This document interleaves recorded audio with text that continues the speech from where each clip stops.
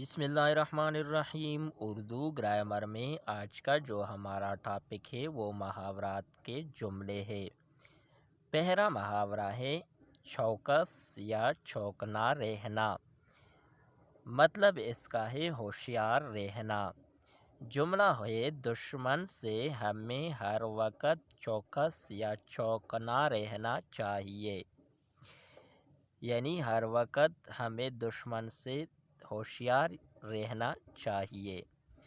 دوسرا جملہ ہے حرف آنا، مطلب ہے بدنامی ہونا۔ جملہ ہے بری صحبت سے خاندان کی عزت پر حرف آتا ہے۔ تیسرا محاورہ ہے ہلکا جمانا یا ہلکا بنانا، مطلب ہے اکٹھے ہونا۔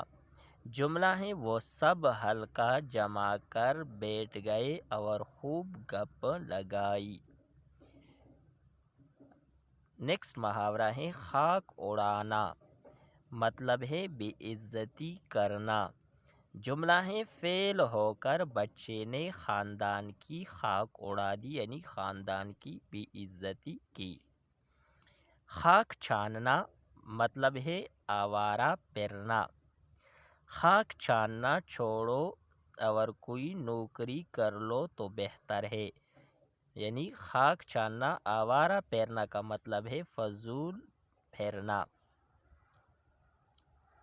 خیر مقدم کرنا، مطلب ہے استقبال کرنا۔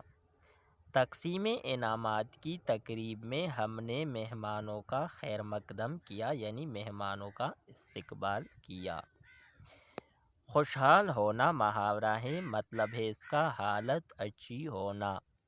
مسلسل محنت سے ہمارا گاؤں خوشحال ہو گیا ہے، یعنی ہماری گاؤں کی حالت اچھی ہوئی۔ خلعت پہنانا، مطلب ہے قیمتی لباس پہنانا۔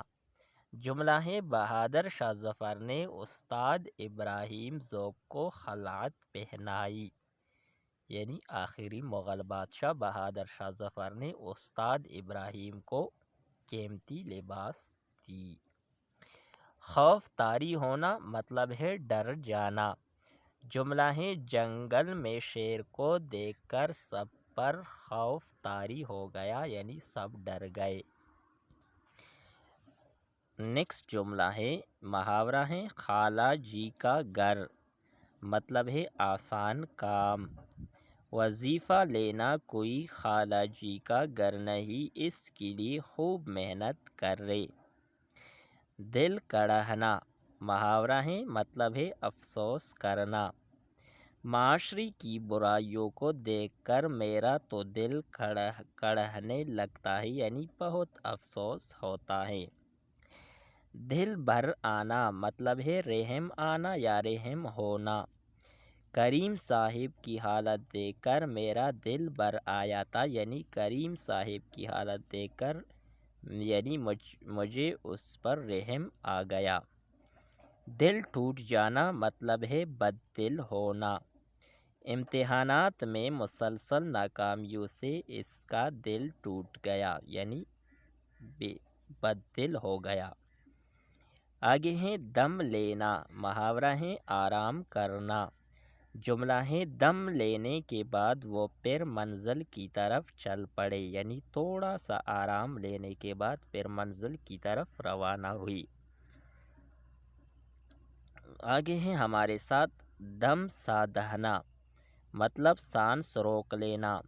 ریچھ کو دیکھ کر اسلم نے دم سادھ لیا، یعنی سانس رک گیا ریچھ کو دیکھ کر اسلم کی۔